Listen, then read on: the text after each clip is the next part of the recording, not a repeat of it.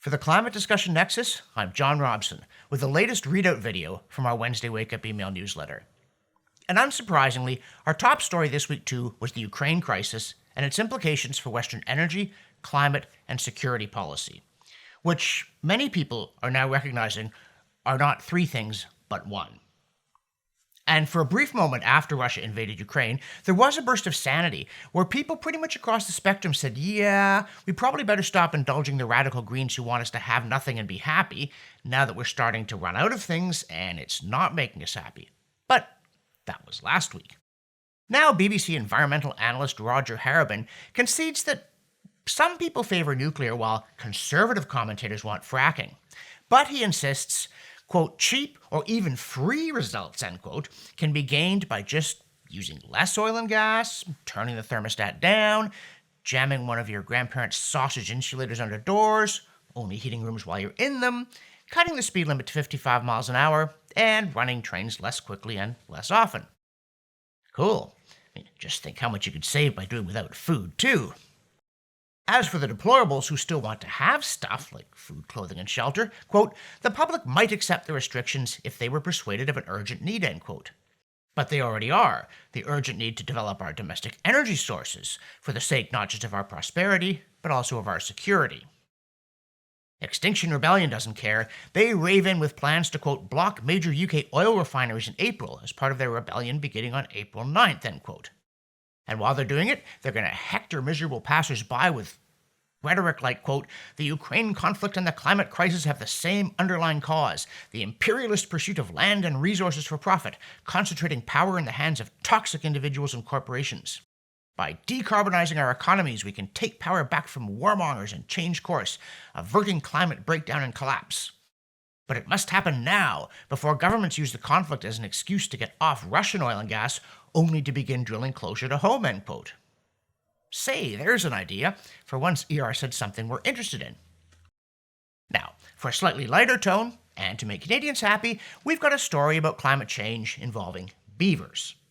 Unfortunately, it's in Alaska, but it is an unusually creative entry in the climate silliness sweepstakes, because it says climate breakdown might turn Alaska into a farming powerhouse, which for us conjures up images of pesky Castores canadenses sinking their rabbit-like buck teeth into Elmer Fudd's carrots. Why not, since the whole beavers of climate death thing really is cartoonish? You see, the underlying idea, as so often, is that climate is so fragile that a minor disturbance can tip it over right into the crack of doom. In this case, quote, recent studies have highlighted a vicious circle of expanding Arctic beaver populations and global warming, end quote. Problem being that their dams cause permafrost to thaw, quote, releasing huge stores of greenhouse gases, end quote. Huge. So never mind that before humans came and made them all into hats or just got rid of them because their dams annoyed us, there were umpty squillion of these little flat-tailed menaces roaming North America. Seriously, estimates vary from 60 to 400 million, the science being not so settled. And they were all thawing the permafrost without getting a fire going. Just as they didn't start a runaway greenhouse effect in the previous Eemian interglacial, though it was substantially warmer than our own. And likewise, the polar bears and coral didn't go extinct back then. Also to cheer you up, it's inspiring to learn that the ship Endurance from Ernest Shackleton's Antarctic expedition was just found. Especially once you realize that it was found 10,000 feet down, or 3,000 meters if you must, in the frigid ocean off Antarctica, and it's hard enough to find something you dropped in 3 inches of snow in your driveway. As one newspaper put it, quote, previous attempts to locate the 144-foot-long wooden wreck, whose location was logged by its captain Frank Worsley, had failed due to the hostile conditions of the ice-covered Weddell Sea under which it lies, end quote. Hang on. Ice-covered Weddell Sea today? Then how on earth did they manage to sail a wooden ship in there over a century ago if, as we're constantly assured, the ice has been reeling back in the last 50 years due to unprecedented warming? And now, a word from our sponsor. And that's you. Because at the Climate Discussion Nexus, we're dependent upon support from our viewers and our readers. Please go to our donate page, make a one-time pledge, or if you can, a monthly one. I'm not talking a lot of money, though. If you've got it, we'll take it. $2 a month, $3, $5. That's the sustaining funding that we need to produce these videos and our newsletter. And now, back to me. Speaking of things we're told that don't quite match the facts, if you're tired of the end of winter, you're not alone, because where we live, it seems to be stretching out interminably. And to make it worse, apparently climate change now means mosquitoes in winter, according to a doctor on NBC's Think, who encountered some of the miserable little bugs in Washington, D.C. in December and immediately blamed global warming. The day after her article appeared, a vast winter storm hit 41 of 50 states.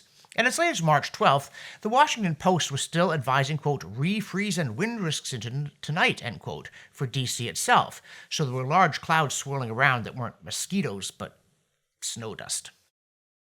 Doesn't matter. According to the doctor, quote, living in a world affected by climate change is a part of our daily reality. It is what climate scientist Katharine Hayhoe refers to as global weirding, end quote. And okay, we concede that it's weird that people would think that mosquitoes flourish in winter, and that, as a result, we're all going to get West Nile, dengue, chikungunya, and Zika. But then, we are living in a world affected by climate paranoia, whose symptoms include anxiety, mental breakdown, and political correctness. For instance, an obtuse call to block energy pipelines if they don't come from Russia. Now, with all these things going on, you might be wondering why everyone isn't a climate alarmist. At any rate, they're wondering that over at the White House Office of Science and Technology Policy, where they assembled a roundtable of scientists, some of them social scientists, not climate scientists, to discuss what they called the, quote, scientific understanding of why arguments for delaying action on climate change are appealing, end quote, and how they can be countered. And if you answered, well, if you're so obviously right, try refuting them using facts and logic, or thought the science behind it was that there's science that calls into question global warming alarmism, you better go sit in the corner, because the assembled experts instead zeroed in on the real issue, the need to expose the dark conspiracy that controls the world. They said there, quote, have been for decades, and still are, forces arrayed against the cause of climate action, running the gamut from self-interest and short-term thinking to deliberate disinformation campaigns that are as insidious as they are invidious, end quote. Well, yeah, either that or what you're proposing is expensive and unworkable. Whereas here's a story about something that's cute and unworkable. Someone wants to bring back the woolly mammoth. Now, we think it's a cool idea, and we think it might work as far as it goes. But, of course, the news story begins, quote, a Dallas company trying to use ancient genetic material to create modern-day versions of woolly mammoths, a quest aimed at fighting climate change and advancing healthcare, has raised $75 million from venture capitalists, the billionaire producer of Jurassic World, and Paris Hilton, end quote. And you're going, what? Not what, Paris Hilton, but what? How will Arctic elephants save us all? You see, the plan here is that they'll stomp the snow flat, allowing cold to penetrate back down to the permafrost, and thus saving the Earth even from all those beavers busy thawing it out. Though we have to point out that if they do revive, the mammoths may find that less has changed in the Arctic than, for instance, the Canadian government thinks. For instance, this week our Sunburnt Lands Up North series visited Chesterfield Inlet, Nunavut, on the northwest shore of Hudson Bay, whose Inuit name, Iglulgarjuk, apparently means place with few houses. No fooling. According to Wikipedia, the coldest temperature on record for January is minus 46 degrees Celsius, but you add in the wind chill, you get minus 66, and for February, the wind chill record is minus 71. Okay, but was it even worse before global heating? Since the records go back to 1931, we'll let you be the judge. Here are the January average daytime highs up to 2014, and here are February and March. Even by Arctic standards, it's ridiculously cold, although February and March do look like they eased off a bit after 1980. But not enough to get above minus 20 in March, so if it's heat you're after, you'll want your sofa somewhere other than Chesterfield Inlet. In the newsletter, we also continue our summary of a comprehensive new peer-reviewed survey of extreme weather trends, this week looking at droughts. You know, these make great climate porn. Whenever the media needs a scary visual on global warming, they'll find a dried-up lake bed or a failed wheat crop or some hapless water buffalo's parched bones. But even Al Gore's famous catchphrase about a nature hike through the book of Revelation reminds us that the other 65 books of the Bible speak of droughts throughout history, including the famous 7 lean years foretold by Joseph in Genesis chapter 41. They're not new. And while the relationship between rainfall and various kinds of drought is complicated, it seems from the data that droughts are less common now than in the past. Which wouldn't surprise the good folks at co2science.org. They reported on a 2017 paper in Doclady Earth Sciences that said that in the Northern Hemisphere, there seem to be various climate cycles with periodicities of approximately 1,000, 500, 350, and 200 years. Could be the sun again, but whatever it is, it didn't start in 1970, that's for sure, which means we're not mostly responsible. Unlike when we engage in bad policy based on bad science, like that stuff about cutting off our own energy sources at the knees to teach Vladimir Putin a lesson. For the Climate Discussion Nexus, I'm John Robson, and yes, we need more pipelines for warmth, for security, and so we can stand with our allies.